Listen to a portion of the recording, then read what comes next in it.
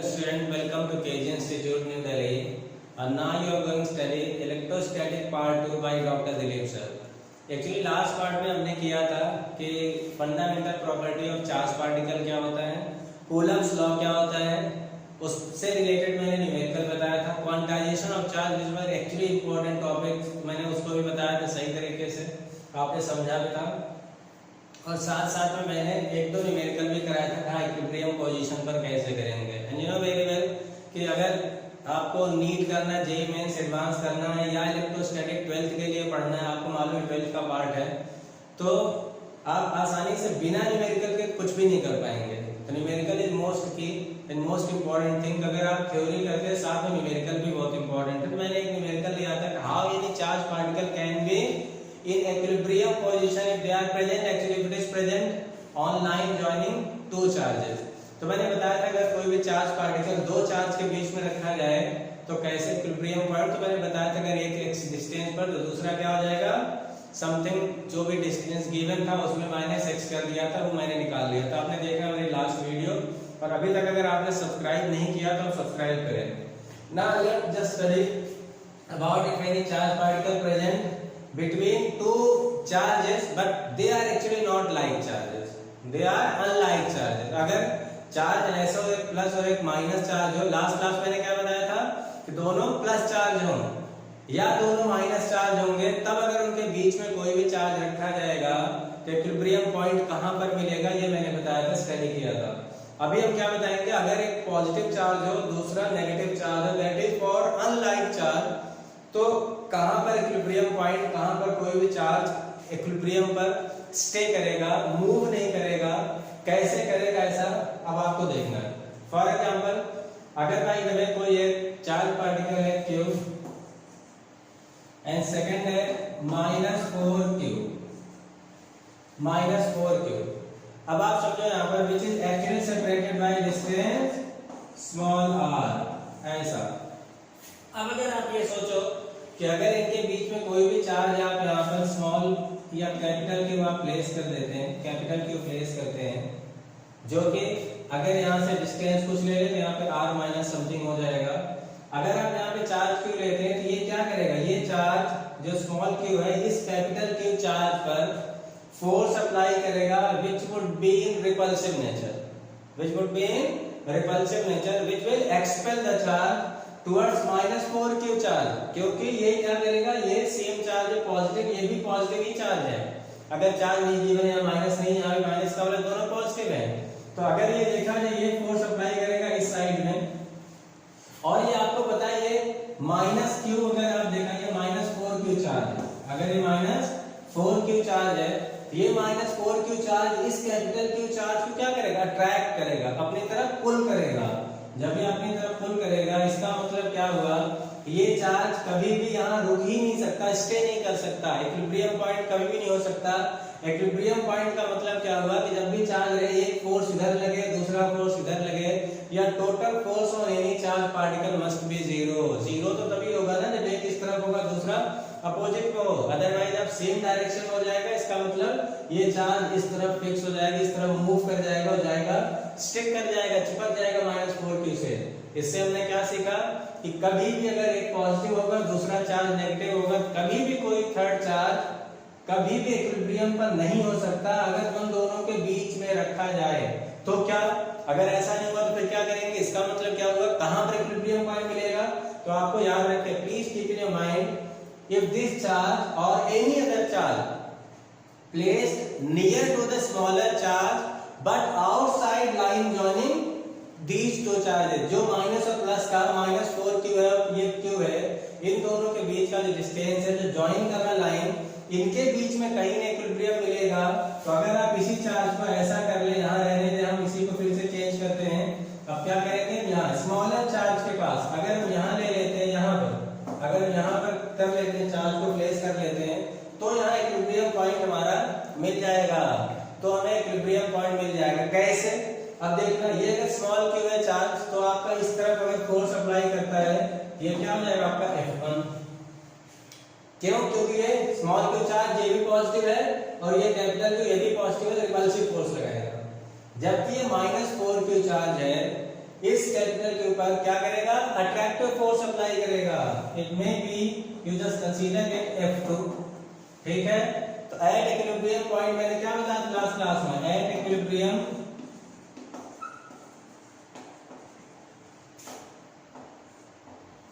Position और equilibrium करने से क्या हो जाएगा, F1 must be equal to the F2, F1 must be equal to F2। तो F1 क्या हो जाएगा, F1 किसके थ्रू है, इस स्मॉल क्यू और इस कैपिटल क्यू के बीच का फोर्स है, इस कैपिटल क्यू और इस स्मॉल क्यू के बीच का फोर्स है F1। It means we can write Coulomb's law के अकॉर्डिंग क्या करेंगे, force Q1 Q2 upon R square होता है। लास्ट क्लास में आपने पढ़ा, जिसने सब्सक्राइब नहीं किया अभी तक सब्सक्राइब कर ले मेरे चैनल को, जिससे आप वीडियो देख पाए। और कुछ भी अगर न्यू वीडियो होगी और ये आप माइंड में रखें, इलेक्ट्रोस्टैटिक के सारी यूनिट दी जाएगी, सारे पार्ट आप अगर कंप्लीट देखेंगे तो आपको कंप्लीट इलेक्ट्रोस्टैटिक आ जाएगी। मैंने लास्ट क्लास से डिस्कस इस पर ज्यादा किया भी था, अभी टाइम वेस्ट नहीं करना मुझे। तो क्या देखेंगे आप, यहाँ पर F1 क्या है, इस स्मॉल क्यू और इस कैपिटल क्यू के बीच का जो फोर्स है, तो हम क्या लिखेंगे कि Q1 Q2 means small Q and capital Q का मल्टीप्लिकेशन डिवाइडेड बाय ये let x distance from small q, then what will be from -4 q charge क्या होगा, डिस्टेंस क्या हो जाएगा, r प्लस x हो जाएगा आपका। यहां से यहां तक आपका r है और यहां से आपने लेट कर लिया x, तो क्या हो जाएगा r plus x for -4 q charge. तो ऐसे कंडीशन में अगर आपका आ जाए -4 q चार्ज तो क्या हो जाएगा, अपॉन x स्क्वायर करेंगे इक्वल टू F2 क्या करेंगे, -4 q और इस कैपिटल Q के बीच में है। तो क्या अब याद रखें, कभी भी वेक्टर क्वांटिटी के लिए कभी भी चार्ज का साइन नहीं यूज करेंगे। Now we are using the same value of charge, same sign of charge जो भी हम यूज कर रहे हैं, because of this only minus charge we are taking just attractive force। हम इस -4 q चार्ज का यूज किया, मैंने क्या यूज किया, ये इसको अट्रैक्टिव मैंने बता दिया आपको। अब हम इसको यहाँ -4 q नहीं लिखेंगे, तो आप ये समझें कि कैपिटल Q यही है और ये आपका 4 q है, ये आ जाएगा आपका, यहां से क्या हो जाएगा r प्लस x का स्क्वायर, r प्लस x का स्क्वायर। आप ये रखें, मैंने क्या बोला, अगर कभी भी फोर्स की बात करें या वेक्टर क्वांटिटी जैसे फील्ड हुआ, फोर्स हुआ, इसमें चार्ज का साइन नहीं लिया जाएगा। जबकि पोटेंशियल होगा, एनर्जी होगी, तो ऑलवेज वर्क डन होगा, तो साइन चार्ज का लिया जाएगा। स्केलर क्वांटिटी में चार्ज का साइन लिया जाएगा, तब वहां डायरेक्शन नहीं लिया जाएगा। वेक्टर क्वांटिटी में चार्ज का साइन नहीं लिया जाएगा, but because of this sign हमने चार्ज यहाँ पे डायरेक्शन ले लेंगे कि अट्रैक्टिव होगा या रिपल्सिव होगा। अब यहाँ पर क्या करें, k आपका ऐसे cancel, capital U small q क्या हो जाएगा, 1/x square is equals to 4/r plus x whole square by taking square root on both side. क्या करेंगे, 1/x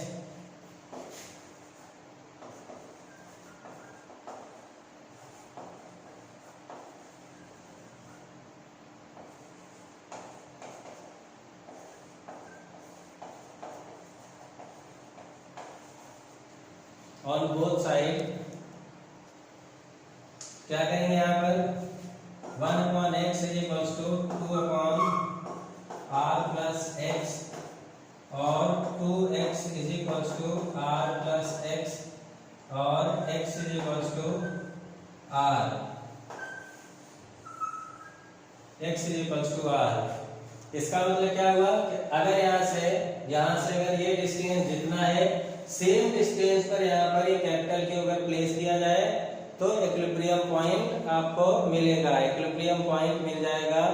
अगर आपने समझा, अगर इक्विलिब्रियम पॉइंट मिल जाएगा तो यहाँ पर इस पर कोई फोर्स नहीं अप्लाई होगा। अब अगर ये 10 सेंटीमीटर इनके बीच का डिस्टेंस है तो यहाँ से भी क्या हो जाएगा 10 सेंटीमीटर, तो यहाँ से स्मॉल q से 10 सेंटीमीटर, देन फ्रॉम -4 q क्या हो जाएगा 20 सेंटीमीटर।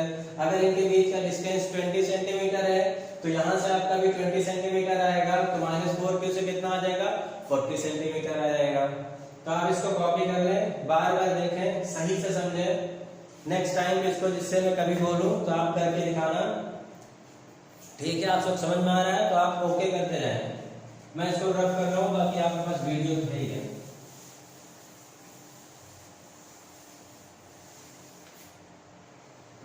ना नेक्स्ट टाइप का अगर क्वेश्चन दिया जाए, देखा जाए, एक और क्वेश्चन करके फिर हम आगे बढ़ते हैं नेक्स्ट टॉपिक पर।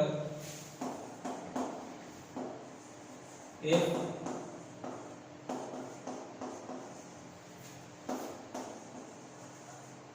To pitch ball separated by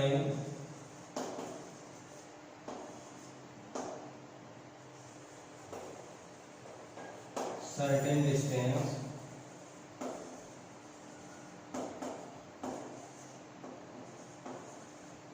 then they experience force F. If another third identical pith ball first bring in contact with first ball, then with second ball, then with second ball, and finally remove away.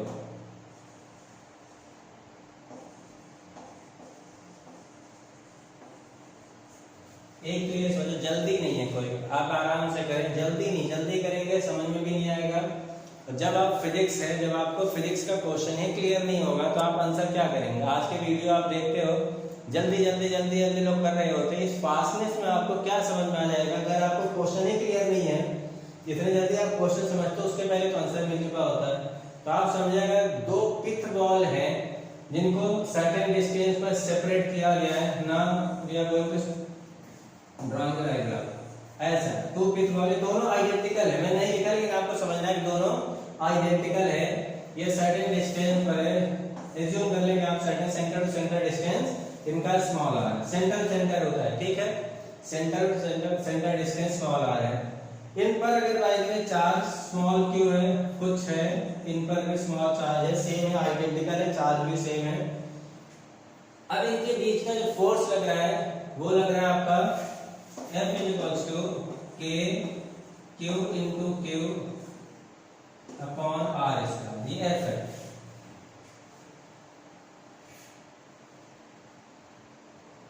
अब इसके बाद आपका question क्या है, ये भी लिख लें, फाइंड फाइनल फोर्स। फोर्स का मतलब जब आपने ऐसा कर दिया, अब क्या किया आपने? थर्ड कोई पिथ बॉल लिया, पहले आपने इसके कांटेक्ट में लेके आए, फिर आप उसके बाद इससे रिमूव करके इसके कांटेक्ट में लेके आते हैं, फिर उसको छोड़ देते, बाहर हटा देते हैं। क्या करते हैं? थर्ड कोई पिथ बॉल ले आते हैं, पहले आप इसके कांटेक्ट में ले आते हैं, फिर उसके बाद इसके कांटेक्ट में लेके आते हैं, फिर उसको रिमूव कर देते हैं। तो क्या फोर्स हो जाता है, आपको यही निकालना है। अब आप समझो, अगर आपका कोई थर्ड पिथ बॉल है, पहले सबसे आप इनमें लेके आते हो ऐसा, ये क्यों है, तो ये आप समझे है वक्त अगर आइडेंटिकल है, और जैसा मैंने बोला या बता दिया आइडेंटिकल, ये भी दोनों टू पिथ बॉल आइडेंटिकल है।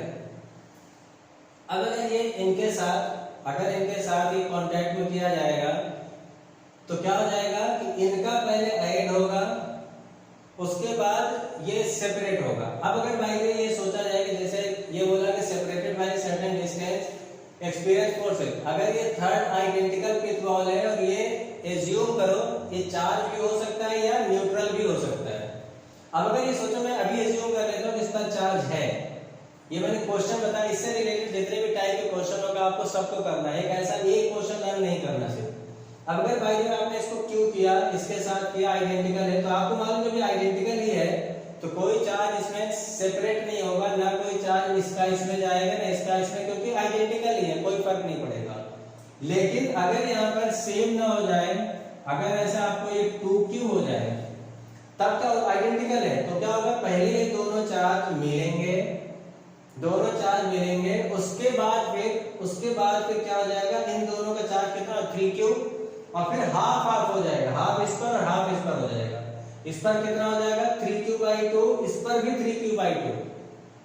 अब जब ये 3q/2 जब इसके साथ लेके जाएंगे तब इनका भी ऐड होगा, 3q/2 प्लस q क्या हो जाएगा 3q/2 प्लस q, तो क्या हो जाएगा 5/2q आ जाएगा, 5/2q।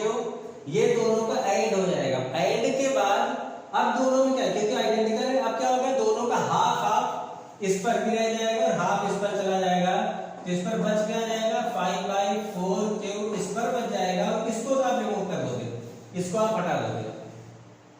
अब जब फोर्स आएगा क्या आ जाएगा इनके 3q/2 में और 5/4q में आ जाएगा फोर्स निकालना।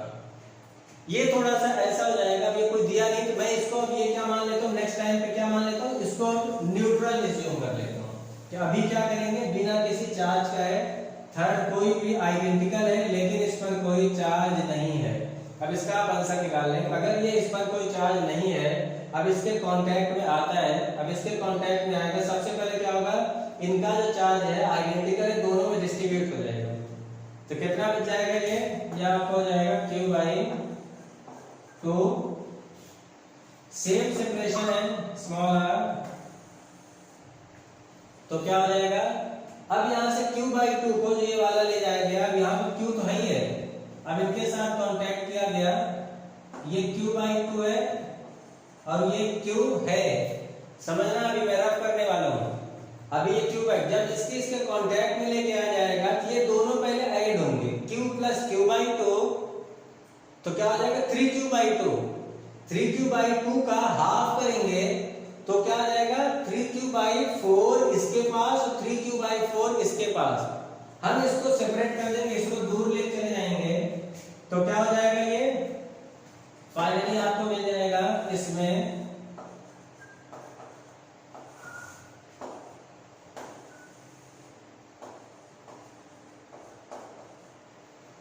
क्या आपने समझा, अगर न्यूट्रल है इसके साथ कांटेक्ट में लेके जाते हैं तो इस दोनों पर क्या हो जाएगा हाफ हाफ हो जाएगा q/2, ना इस पर भी q/2 हो जाएगा, जब ये q/2 इसके साथ कांटेक्ट में आएगा, जब इसके साथ कांटेक्ट में आएगा तो दोनों का पहले ऐड होगा, q प्लस q/2 3q/2, फिर 3q/2 का हाफ हो जाएगा 3q/4, जो 3q/4 हो जाएगा तो इसका तो हो जाएगा 3q/4, एक बच गया वो दूर चला जाएगा, जब ये इसको हटा देंगे सेपरेट कर देंगे, ऐसा मैंने क्वेश्चन में बोला है कि सेपरेट कर देंगे, दूर हटा देंगे। अब यहाँ पर f डैश कर लें, क्या करेंगे इन दोनों के बीच में फोर्स निकालेंगे, f dash is equal to k q/2 into 3q/4 divided by r square, तो क्या हो जाएगा आपका 3/4 हो जाए 8 into k q into q divided by r square. अब आप ऐसी कंडीशन सोचे डिवाइडेड बाय r स्क्वायर, अभी आपका k q into q upon r square, तो आपका सीधा f है, तो आप क्या कर देंगे f dash is equal to 3/8 into f आ जाएगा ये वैल्यू फाइनल फॉर्म। ये तो हो गया फाइनल, मैंने एक एग्जांपल लिया, बाकी मैंने इसके पहले भी बताया कि अगर यहाँ पर न्यूट्रल ना होकर के q होगा तो क्या होगा, अगर 2q हो जाएगा तो कैसा हो जाएगा। अगर क्लियर ना हो तो कई बार वीडियो आप देखें और वीडियो आप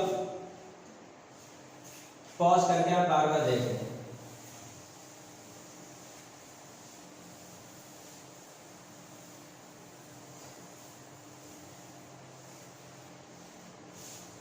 अब मैं नेक्स्ट टॉपिक पर आना चाहता हूँ, नेक्स्ट टॉपिक क्योंकि बहुत ज्यादा स्लो भी चलेगा, लेट हो जाएगा।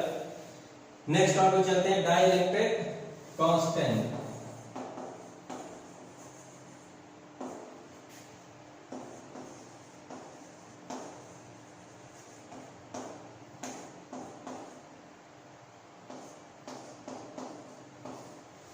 डाइलेक्ट्रिक कांस्टेंट और रिलेटिव परमिटिविटी, डाइलेक्ट्रिक कांस्टेंट और रिलेटिव परमिटिविटी। अब आप ये समझें, सबसे पहले unlike gravitational gravitational force which were actually independent of medium. If two masses you just brought on earth surface or just any other planet surface or into the glass or in water, force between two masses always will be same if their mass and their separation will be same. याद रखें, अगर दो मास है, जैसे gravitation सब compare relate करने की कोशिश कर रहे हैं, ग्रेविटेशन में फॉर्मूला होता है F=gm1 × r²। अगर दो मास है उनके बीच का सेपरेशन सेम हो, सेम मास भी हो, तो चाहे आप उनको सेम मास सेम सेपरेशन पर, चाहे उनको ग्लास के अंदर मेजर करें, चाहे उनको वाटर के अंदर मेजर करें, या अर्थ सरफेस पर करें, या किसी दूसरे प्लैनेट के सरफेस पर ले जाके करें, force between them always will be same. But here in case of electrostatic ऐसा नहीं है। अगर दो चार्ज पार्टिकल हैं, अगर उनको सेपरेट करते हैं सर्टेन डिस्टेंस पर एयर के अंदर, तो फोर्स अलग आएगा। अगर आप किसी मीडियम के अंदर जाते हैं, वाटर में, ग्लास में, तो अलग अलग आ जाएगा, बिकॉज दे है डिफरेंट डाइलेक्ट्रिक कांस्टेंट, वैल्यू जो होती है अलग अलग है, इसलिए अलग आएगा। इसका मतलब क्या हुआ कि अगर आप एयर में रखते हैं तो अलग आएगा, और अगर आप जाते हैं ग्लास में लेकर के तो अलग आ जाएगा। जब अलग आ जाएगा इसका मतलब क्या होगा कि आपको पढ़ना है कि अलग में क्या आ जाएगा। तो अलग में क्या है, that will be described bye dielectric constant. Dielectric constant, dielectric constant definition क्या होती है, सबसे पहले आप इंग्लिश में समझे सही तरीके से।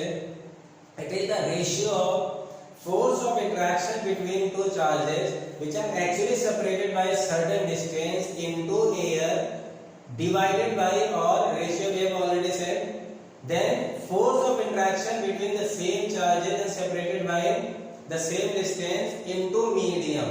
It is the ratio of force of interaction between two charges separated by a certain distance into air and force of interaction between the same charges and separated by the same distance into the medium.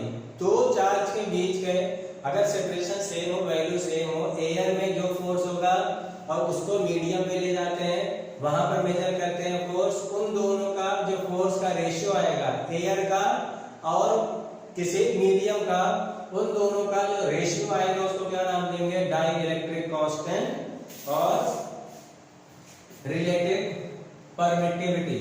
अब मैं यहां late करता हूं कि in air if q1 is present at certain distance from q2, then force of interaction k q1 q2 upon r square, we can also write 1/4 pi epsilon naught q1 q2 upon r square. As in air, then we can write FO. For air or vacuum we can write FO. In medium, if these two same charges and separated by the same distance placed into medium which have something value, dielectric value, then force between them will be Fm. We can write Fm. Fm is equals to 1/4 pi epsilon, not epsilon naught.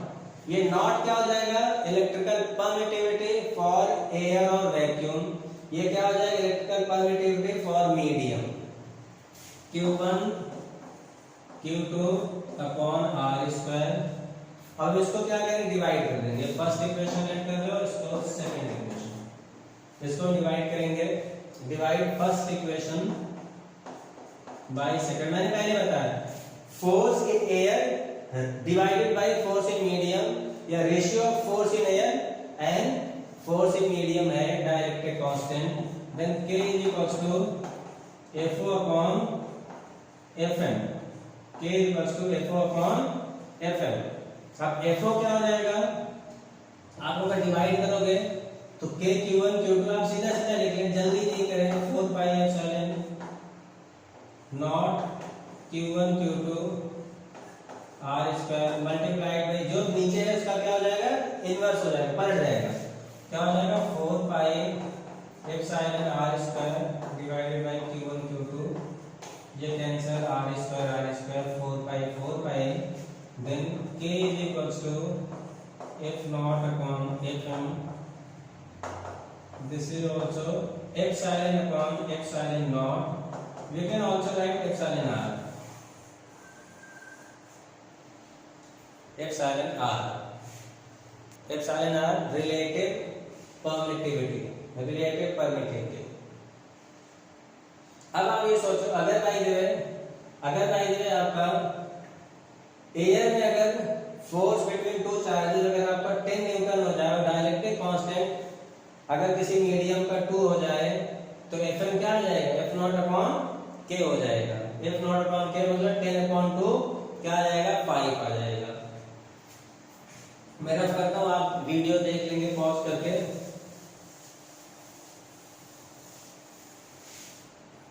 अब क्या करेंगे, एक simple question आप देख रहे हैं, if force between two charges in air is 10 Newton when they placed into medium having dielectric constant,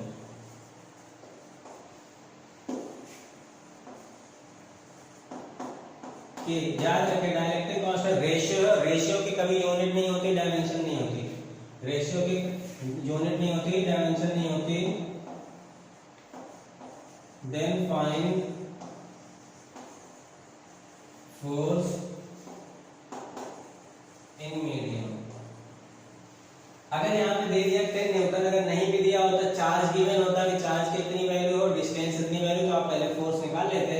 F is equals to 1/4 pi epsilon naught Q1 Q2 upon R square and 1/4 pi epsilon naught is 9 into 10 power 9 आ जाता है।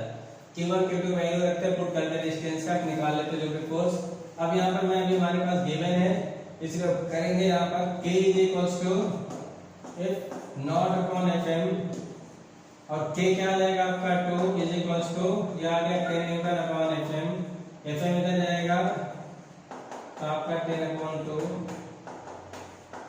5 Newton आ जाएगा in medium.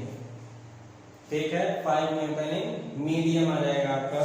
तो आसानी से क्या पता चलता है, अगर आप मीडियम में जाते हैं तो चेंज आती है वैल्यू, जबकि अगर ग्रेविटेशन में अगर फोर्स निकालना हो तो मास के बीच में कोई चेंज नहीं आएगा। नेक्स्ट न्यूमेरिकल मोस्ट इंपॉर्टेंट है ये भी कि अगर भाई देवे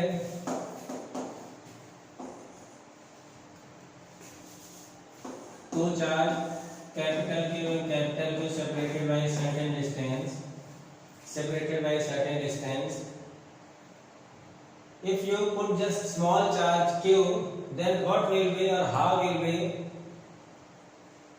these system will be in equilibrium, या how much amount of charge should be placed between these two charge so that that system should be in equilibrium। तो मैंने क्या बताया, equilibrium का मतलब क्या हुआ, total force on system must be 0। ऐसी कंडीशन में आप यहाँ पे पुट करें कि अगर यहाँ पर चार्ज आपका अगर आप Q लेट कर लेते हैं which is R/2, distance generally यहाँ पे सिस्टम इक्विलिब्रियम का भी R/2 आ जाएगा, वरना आप निकाल भी सकते हैं इसको।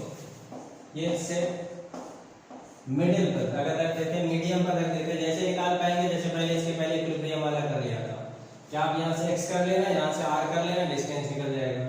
R/2 इंटरेक्शन ऐसा हो सकता है या तो इनके बीच का या इनके बीच का इंटरेक्शन। दो टाइप के इंटरेक्शन है, इसमें दो टाइप के फोर्स लगेंगे और टोटल फोर्स आप 0 रखते हैं तो सिस्टम इक्विलिब्रियम पर हो जाएगा। तो आप क्या करेंगे, K capital Q into small q divided by R/2 का स्क्वायर, इनके बीच का ये डिस्टेंस आ गया, plus K capital Q into capital Q upon R square is equals to 0। क्या आ जाएगा, capital Q into small q R square into 4 is equals to, प्लस उस तरफ जाएगा तो minus capital Q square upon R square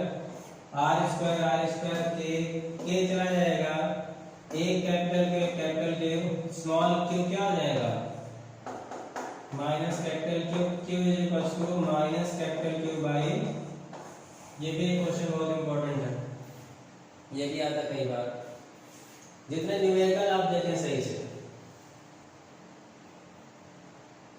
अब ये आ जाता है, अगर आप नेक्स्ट टाइम पे इसको देखें with Coulomb's law in vector form.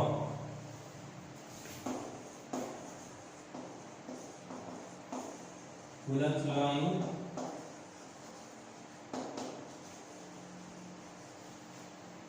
अगर मान लीजिए ये दोनों लाइक चार्ज हैं, अगर लाइक चार्ज होंगे इसका मतलब सेम चार्ज है, Q1 Q2 का मल्टीप्लाई जो होगा वो ज्यादा हो जाएगा, जीरो से कुछ तो वैल्यू आएगी, अगर माइनस माइनस है तो भी प्लस हो जाएगा, प्लस प्लस होंगे तो भी हो जाएंगे प्लस, तो इनकी वैल्यू जीरो से ज्यादा होगी। अगर यहाँ पर Q1 आपका आ जाए, यहाँ पर ये Q2 आ जाए, तो ये दोनों लाइक चार्ज हैं।